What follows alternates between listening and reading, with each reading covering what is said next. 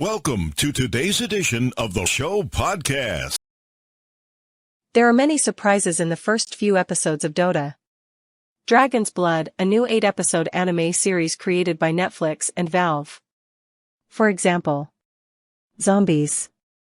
It's not a show about zombies, but they show up suddenly for about 5 minutes and then disappear without explanation. There's also bloody, brutal murder, the occasional casual elf orgy or foursome. Does that qualify as an orgy, and characters saying fuck surprisingly often. None of these are things I immediately associate with the video game Dota. I'm not a Dota player and am sure fans will binge this new Valve-sanctioned series no matter what. I do know a few things about Dota, though. I know that Dota has flying donkeys that carry items for you. There are lanes and there's a hero named Pudge. Sadly, there is no hero named Pudge in the show.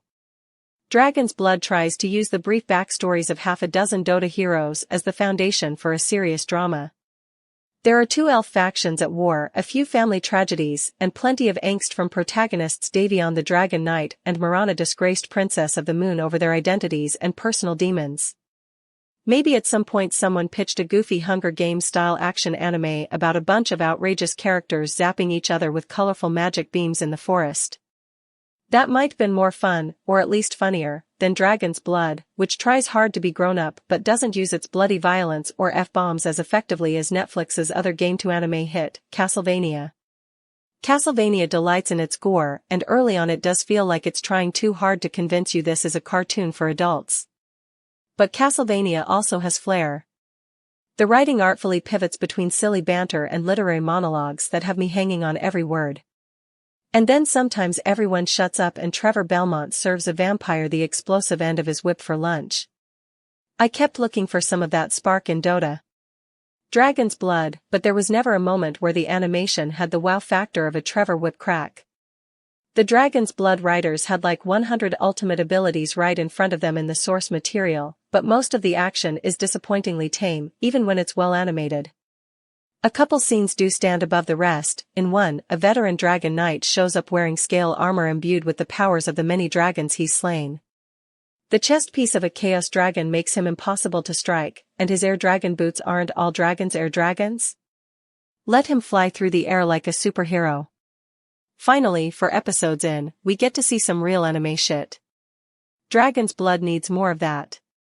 The characters get plenty of downtime to talk to one another, but they don't have much to say you haven't heard before. Davion starts as the brash hero who doesn't remember the names of the women he sleeps with, but then he catches feelings for Princess Mirana, who at one point tells him to lower his facade so they can have a serious emotional conversation. If you're blunt enough, the audience will surely catch on that some character development is about to happen. Despite the title, this is more Mirana's show than Davion's, and she has the makings of a good character. The other standout action scene puts Mirana up against a raging dragon solo, and it's good because she makes Legolas look like a chump with a bow and because there are real emotional stakes built up over the previous episodes. But by the end of the season, she still feels like a character with potential rather than a truly well-realized one. Mirana is on a quest to retrieve a set of lotus blossoms stolen from Selamine, the goddess of the moon, and acts like an outcast. But at one point Selamine says Mirana wasn't cast out, she made a choice, and it remains hazy why Mirana alone takes responsibility for the theft, and what the state of their relationship is. Despite a lot of screen time, it's also unclear why the lotus blossoms matter all that much in the end.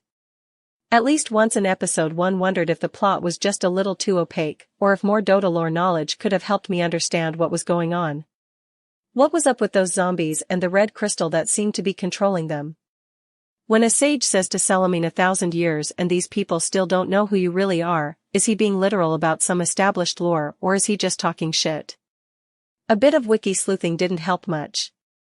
But even if knowing Dota lore could have helped, better dialogue would have added context to Dragon's Blood's more confusing scenes, which again made me compare it to Netflix's Castlevania. It never once sent me searching for lore because every event is grounded in clear character motivations. Dragon's Blood over-relies on convenient happenstance to bring characters together or move the story along. I mean, at one point Davion literally vomits up a plot device, a moment that made me hoot and also holler at my TV in disbelief. Dragon's Blood is conventional and probably among the safest ways to adapt a game like Dota into a television series. It ends with much more story to tell, and maybe with its cast of characters now established, a second season could shade in the nuances they didn't get in these 8 episodes. The animators at Studio Mir are talented. My favorite character, Marcy, doesn't speak, yet feels just as expressive as most of the cast, and the action really does look fantastic in its best moments. Outside of those moments, well, if you've watched your fill of generic fantasy taverns and dark elves fighting wood elves, you can probably play a match or two of Dota while waiting for the next high point.